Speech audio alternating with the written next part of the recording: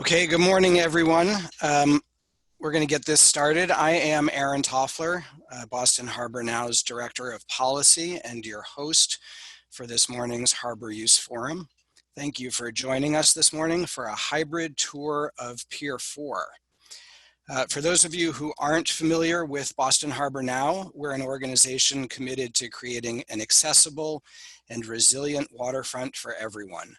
We work on harbor issues ranging from expanded ferry service to bringing underserved communities out to experience the harbor islands, to promoting innovation in our working port, to advocating on harbor development projects.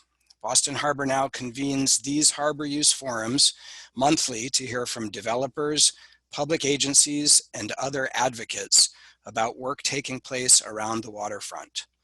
Boston Harbor Now believes strongly that the waterfront belongs to all of us, and that by bringing together interactive conversations like this, we can help to ensure better, more thoughtful, and dynamic projects. This month's virtual tour is more of a summer field trip to a completed project, but we'll have more proposed project discussions this fall. Due to COVID-19, we will continue to host these meetings virtually. If you're interested in learning more about any of our work outside of this forum, please don't hesitate to reach out to us via email or on Twitter. Before we get started this morning, let's go over some technical issues. This is a Zoom webinar, so while you can see the speakers and the slides, all participants have their microphones and cameras off. We will be recording this tour, but you will be invisible. You can use the chat function to send notes to the panelists or write to everyone to introduce yourself to say hi. Please submit questions using the Q&A function. Both of these options appear if you move your cursor over the bottom center of your screen or by clicking on your screen if you're on a smartphone or tablet. In addition to the people you'll see on the screen today, our president, Kathy Abbott, is here as well, and my colleague Alice is out in the field doing the filming when we go live to Pier 4. At this time, I'm going to turn this over to Gary Hildebrand to introduce himself, his team, and the project.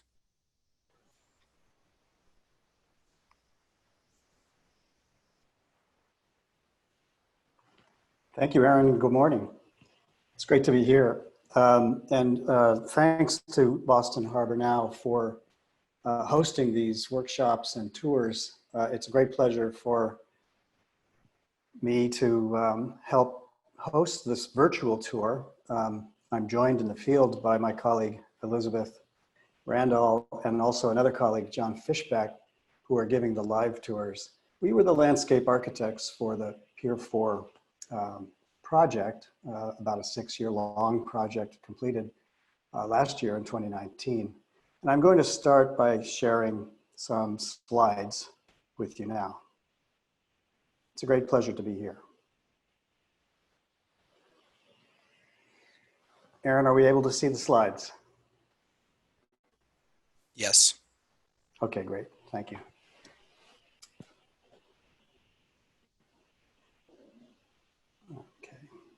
Oops. When we were asked by Tishman Speyer to join a fairly large team to rebuild Pier 4, we thought immediately that Pier 4 was something that was very knowledgeable. I mean, it was very, very familiar to people. And if you look at this image, you can see how over about a century and a half, this pier had been kind of cobbled together with many different kinds of construction techniques, some of them failing, as you can see. And the Athanas family had, of course, the famous Anthony's Pier 4. It's an iconic place. At one time, it was the largest grossing restaurant in the United States. And we joined a team of architects, Elkis and Manfredi architects, Maxell were the structural engineers, Cosentini, Arup. We had a large team, probably about 20 consultants on a project like this, 2 large buildings and the building of a major waterfront pier. We didn't want to rebuild the pier in a way that completely erased what we knew was strong in people's memories. And so we tried to in a sense, remake many of the construction techniques that you see in front of you. You must remember that, you know, just about the time we started, you can see in this image 100 Fan Pier, which was designed by another team and another owner. 100 Fan Pier Boulevard on the left, and a massive sea of parking. Fan Pier wasn't completely built out then. The ICA was starting to get some neighbors, and now you know it's quite different. Almost everything in your foreground is fully developed today. Here's the tour route.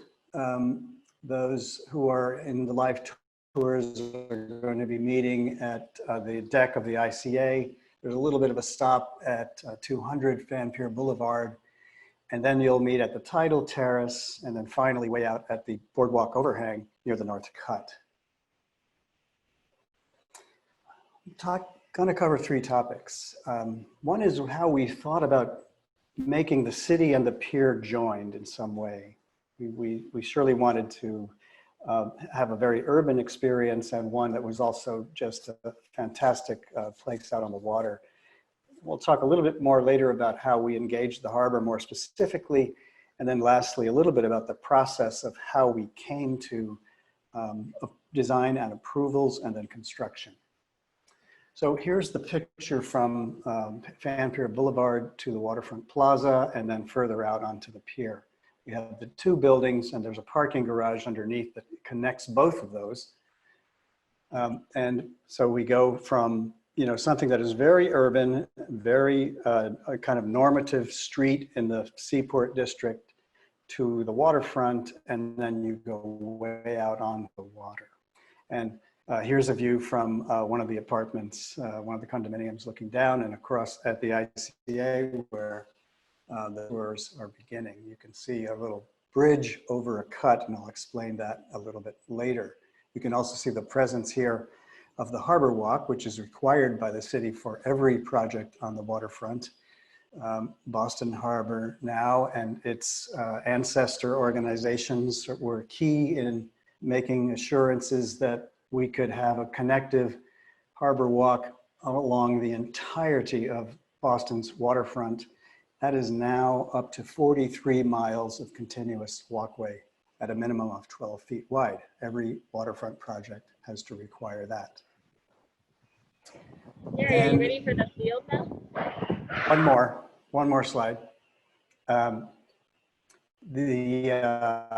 just wanted to, we thought very long and hard about how we could grow a planting environment here that would survive. And we looked to the Harbor Islands as our main inspiration for what grows in the somewhat extreme conditions of the seaport and the harbor, including the issue of salt tolerance, because we know that the deck will be inundated with surges from time to time.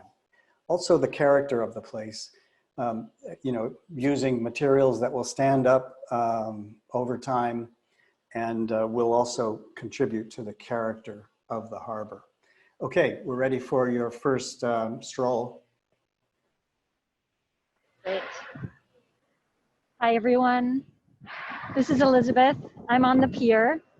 It's a little bit windy today, so we're gonna do our best to speak clearly, and hopefully you all will get a good sense of, or as good a sense as you can of the environment here. We thought we would start at the corner of the ICA looking east toward the pier so that you can see the built project from the same vantage point as the photo that you saw earlier. And this is an important place to start because this is a key place where the project met the pre-existing harbor walk. And there were a few sort of critical design elements that we wanted to make sure that we addressed and that we paid attention to. Yeah, and actually we're panning over to the ICA steps. You can see in the distance what we call the Tidal Terrace, which obviously plays some homage to the ICA steps in scale and in materiality. One is sort of tipping up and the other is folding down to the water. We also wanted to make sure that when we built our deck, which is sort of the arrival point from the ICA, that the material and the width and the size was generous, that the material was similar to what is in place, not the patterning, but the material, so that you have a somewhat seamless transition and it feels comfortable and welcoming to arrive at Pier 4. We also designed custom railings. So I'm going to talk a little bit about some of the specific details. And the custom railings are actually designed to tilt in at 87 degrees and a wood top so that you can lean along it or lean against it and look out at the water. So there are a number of small details that we were paying attention to here. The edge of the deck and the angle of the deck is continuous with the ICA as well. And then as you look to the south, you see this sort of screen of birch trees, which is the gray birch white spire, which is highly adapted for this coastal environment as well as for an urban environment. And they emerge out of this shallow cut, which we call the Plaza Swale. And that is made up of revetment stones. And what's nice about this particular area is it's such a lovely sort of small scale that leads you directly back and aligns with the sidewalk to the south along Pier 4 Boulevard. And so what we'll do is we'll walk down this little alley just a bit so you can see the bridge that crosses over this Plaza Swale and into the waterfront plaza. And then we'll turn it back over to Gary.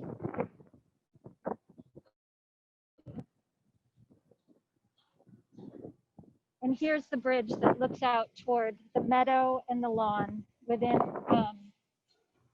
the waterfront plaza that you saw in the image just before. Back to you, Gary. Thanks, Elizabeth. Okay, can you see the screen again? Yes, looks good. Thank you. Great. Okay, so now I'm going to talk a little bit about the organization of the project. So I'll start at the top of the slide where Elizabeth was just standing, and talk about this by way of saying that even though we were on the waterfront, we had the mandate to organize, convey, store, and treat all of the stormwater for the project within the boundaries of the project. And so that little cut that Elizabeth showed you with the birch trees is actually a drainage function, and there's a bit of recharge going into the soil below that. The soil is designed to take up stormwater for a pretty good storm event. The same is true for revetment along the the northwestern side of the pier as you go toward the Tidal Terrace. That is something that whole revetment is designed both to absorb our stormwater runoff and to absorb wave energy. And we can say with pride that this is the one place where you can really get down and touch the water in all of the seaport waterfront. The elevated lawn is at the end of the pier, and that too has a runoff feature next alongside it, another cut, which has our native vegetation palette. And then all along the eastern seawall, which we rebuilt for the project along both buildings, we have ruderal vegetation and native plants that are really well adapted to the harbor conditions. We studied this for a good deal of time to understand just how all of the history of wharfing out had occurred, beginning in the mid-19th century with jetties and then wood piers. What you're seeing from left to right is the fan pier, which has about 5 different construction techniques. Then in the black oval, you have the fan pier, Pier 4. You have Commonwealth Pier, then the Fish Pier, and the dry dock, and so on. So these are basically vertical seawalls, sloping revetments, wooden pile projections, and there are some docks. In our case, we really wanted to have a place where the public could get right to the water, and that's where our Tidal Terrace comes in. And then we also wanted another quite unusual aspect here, which was an overhang. So we went out all the way to the very end of where Anthony's Pier 4 restaurant was, which is actually beyond the existing seawall, which we of course then rebuilt. Maybe you can get a better idea of that in this image. We are doing some carving, some folding, some projecting, some lifting. We even lifted the second floor of the project, something we call the ha-ha, which is a planted skirt, if you like, at the second floor condominium level, and then it raises up where the ground floor is taller, and that creates this kind of porch-like condition for the project. Here in more detail, you can see what the Tidal Terrace was, how it was conceived with, again, the revetment and then the harbor walk built out over the revetment and then coming through where you see the birch trees. And then you can see again the seawall, which was rebuilt in the lower image, and the projecting boardwalk going around it. And we tipped the lawn up to give really the best kind of vantage point there at the highest point on the pier. Okay, Elizabeth, back to you. Okay, hi, I am now standing out over the Tidal Terrace. And what you can see here closer up is the scale of this, which the stairs are quite large. At high tide, the lower two terraces are actually inundated with water. Right now we're between low and high tide, so you don't see the water coming up over, but it's a really quite a dynamic experience. I was here over the weekend with my kids, and the water was covering two of the lowest terraces, and it's so fun to be able to put your feet in the water and actually touch the harbor, so to speak. I also wanted to point out along here the planting, which Gary had referenced. This is the revetment planting.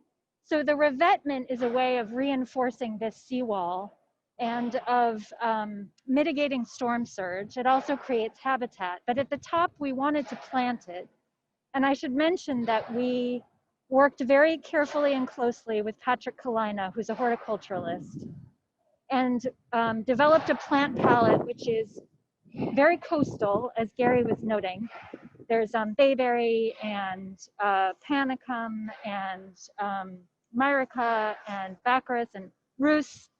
And it's actually performing incredibly well. It's grown so much over the last year. And it creates a nice filter for the restaurants and the residences just on the other side here. And as you can see, if you look out to the end of the pier, that is the tilted lawn that was expressed as the lift in the tectonic drawing. And then I would like to just walk a little bit this way and point out, as you look back toward the city, you can see the waterfront plaza and the meadow kind of obscures the cars and the urban life at the ground plane, but you see the large buildings extending above, which is kind of a wonderful, unique experience there. This is the Harbor Walk. We're standing on the Harbor Walk. And so you'll recognize, those of you who know the Harbor Walk will recognize the light fixture is the Harbor Walk light fixture. The scale of space, it's over 10 feet clear. In this case, it's much wider than that because we did want to provide a very generous place for public access. And so with that, I will turn it back to Gary, and we will show up again at the end of the pier in a minute or two. Thanks, Elizabeth. Okay, this is the final set of slides, and I want to talk a little bit about what we inherited. Of course, when we do a project like this, often we're inheriting an earlier project, and this indeed was the case. Another developer, New England Development, had purchased this property many years ago and from the Athenas family and had begun to develop 100 Pier 4, Pier 4 place. And the plan you're looking at now is a sketch that pretty much set into place all of the public realm requirements through the state Chapter 91 law approvals process with the Department of Environmental Management. And so you can see a little bit of difference in the way that it was developed, but the consolidated written determination, which was essentially the zoning law and the Chapter 91 decree, required us to have a waterfront plaza. It required a sculptural water feature of a kind. We turned that into a drainage swale. It required the 12-foot wide continuous harbor walk. It required the possibility that there would be berthing of ships and a potential marina. It required something called a waterfront park. I think we wouldn't have probably chosen the word park, but this was in fact part of the decree. It required a lawn. We would probably not have chosen to put a lawn out here in today's environment. But this was again part of the agreement, and therefore we turned it into something of a different feature than was proposed. And there was also the requirement that the public be able to pass through the building that was furthermost out on the pier. This is, of course, our plan and our interpretation of all of those requirements. So again, we normalized the street at 200 Fan Pier Boulevard, and then you know, the other features here, we designed them in a way that we could say, you know, captured so many of the qualities of the Fan Pier that was in people's memories. And now you're looking down from the very nose of the condominium building toward the lawn. It's an odd shape. It's tipped up. It gives you a great prospect and a bit of bleacher seating up there. And then we love very much the way that the harbor walk is able to be pushed out, and really a kind of 360-degree viewing platform out at the very edge of the water. So I'm going to stop there, and Elizabeth will have one more chance to describe what it's like to be out there. So Elizabeth, back to you. Great. Thanks, Gary.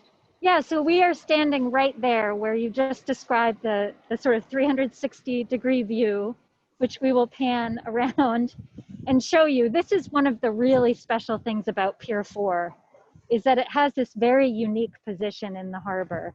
I mean, you get to see planes taking off, you get to see the sunrise and the sunset, you get to experience the full tide, you know, cycle. It's just such a dynamic place. And the corner where we're standing right now is the place where you can really see how the boardwalk now extends out past the end of the pier. So you have water on both sides as you walk along this part of the harbor walk. And you can look back and you can see the building up of the reclaimed granite seawall to create that elevated lawn.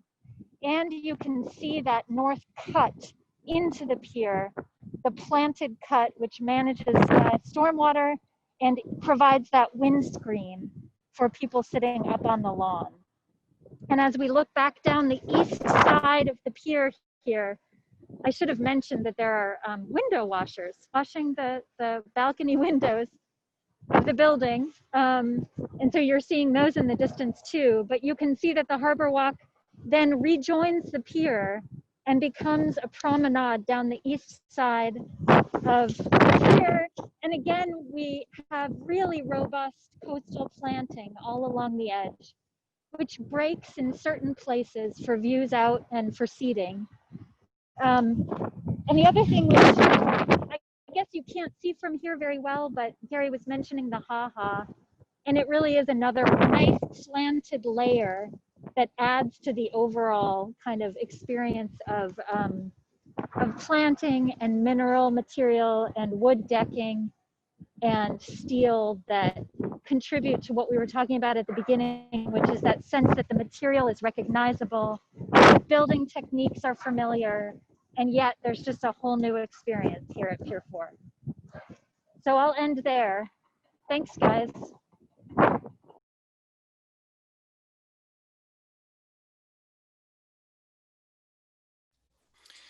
Great, thank you. Thank you so much, Elizabeth and Alice.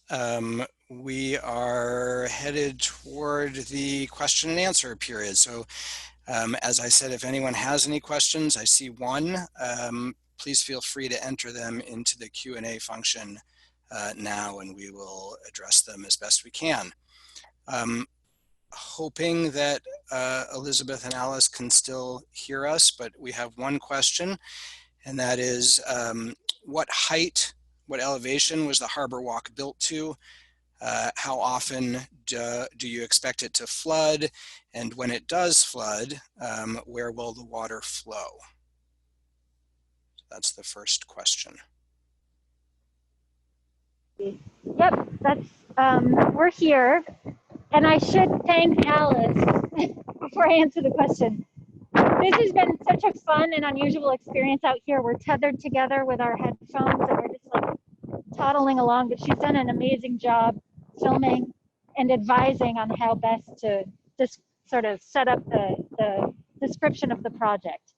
Now, to answer the question, the harbor walk and the boardwalks are at elevation 17.5. You know, the extreme high tide is generally around 14 or so.